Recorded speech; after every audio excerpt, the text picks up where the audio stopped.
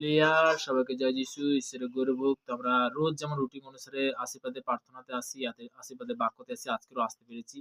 তো আমরা সেই প্রার্থনাতে যাব। সর্বশক্তিমান ঈশ্বর পিতা, তোমার মহান নামে ধন্যবাদ করি পিতা। স্বর্গপিতার সিংহাসন পিতার পাদবীতে তোমার চরণ তুলে নিয়ে আসার জন্য ধন্যবাদ করি পিতা গো। যে সকল সন্তান বিশেষ করে ইউটিউব ফেসবুকে যারা দেখছি মহান আশীর্বাদে তার কৃপা করো পিতা। তুমি কৃপা মানুষ, তুমি মঙ্গলময় ঈশ্বর পিতা, তুমি সর্বশক্তিমান ঈশ্বর পিতা গো। তুমি বাক্য বলেছিল পিতা গো, আদিতে বাক্য ছিল, বাক্য পিতার সমস্ত সৃষ্টি করেছিল পিতা। ভয় করো না।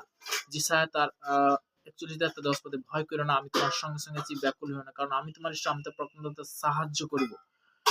দেখো, যাহারা তোমার প্রতি কুপিত তাহারা সকলে লজ্জিত হইবে, যাহারা তোমার সহিত বিবাদ করে তাহারা অবস্তব হইবে, বিনিষ্ট হইবে।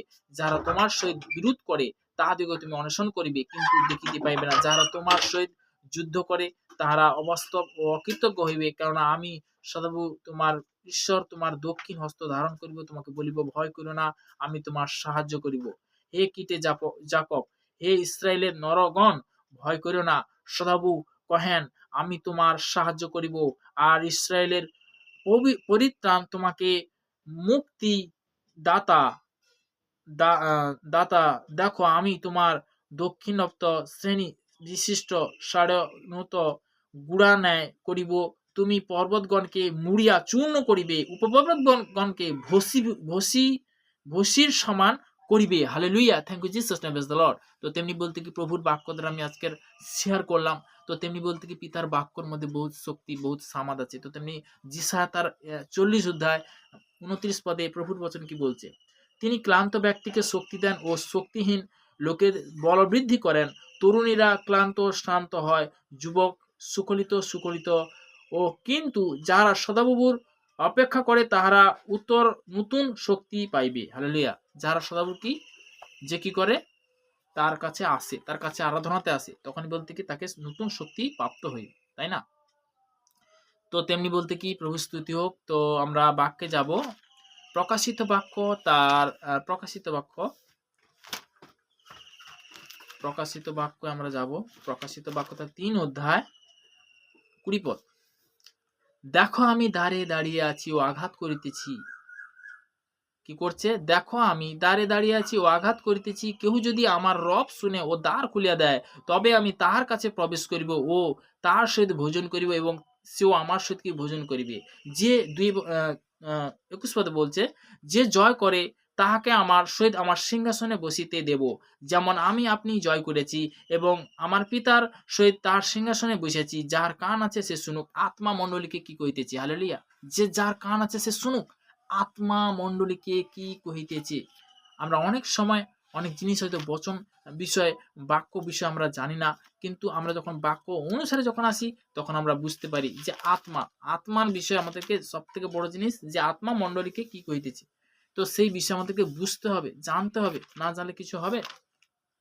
হালেলুয়া, প্রস্তুতি। তো রোমিও তার 10 অধ্যায় 11 পদে প্রভুর বচন এখানে কি বলা হয়েছে? কেননা শাস্ত্র বলে, যে কেহ তার উপরে বিশ্বাস করে সে লজ্জিত হইবে না। শাস্ত্র বলে, যে কেহ তার উপরে বিশ্বাস করে সে লজ্জিত হবে না, কখনো লজ্জিত হইবে না। Hallelujah, thank you Jesus name, praise the lord. ঈশ্বর সন্তানরা, তো তেমনি বলতে কি আজকে আমি প্রভাতে যে আসতে পেরেছি প্রভুকে অসংখ্য ধন্যবাদ করি। তো আমরা প্রার্থনাতে যাব। সর্বশক্তিমান ঈশ্বর পিতা, তোমার মহানামে ধন্যবাদ করি পিতা। স্বর্গপিতার সিংহাসন পিতার পাদুর তোমার চরণে নিয়ে আসুন, অসংখ্য ধন্যবাদ। যে সকল সন্তানরা যে ইউটিউবের মধ্যে, ফেসবুকে যারা দেখছে পিতাকে, তাদেরকে মহা আশীর্বাদ করে পিতাকে। দেশ বিদেশের মধ্যে গর্ভজাত কাদের মধ্যে যারা রয়েছে তাদের জন্য প্রার্থনা লাশু কভার করো, তাদেরকে তুমি সুরক্ষিত রেখে দেবো।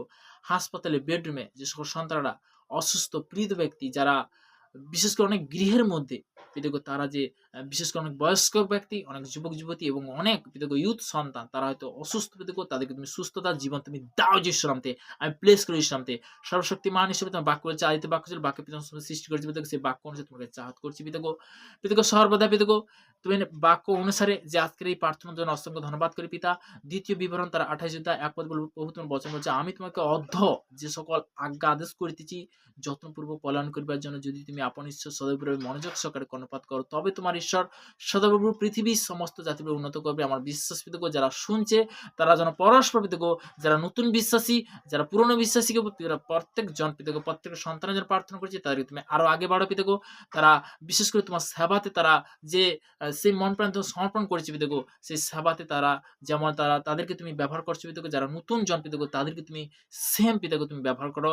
তারা যেন প্রত্যেকটা জায়গায় প্রত্যেক স্থানে পিতৃ তোমার সুসমাচার করতে পারে, তোমাকে সম্মান করতে পারে। এই আশীর্বাদ, সেই করুণা তুমি তাদের মধ্যে দাও, তাদেরকে দীর্ঘ হাতে তুমি আশীর্বাদ করো পিতা। এই প্রার্থনা মিষ্টি মহান যিশুর নাম থেকে জানাও। Amen amen. সবাইকে জয় যিশু।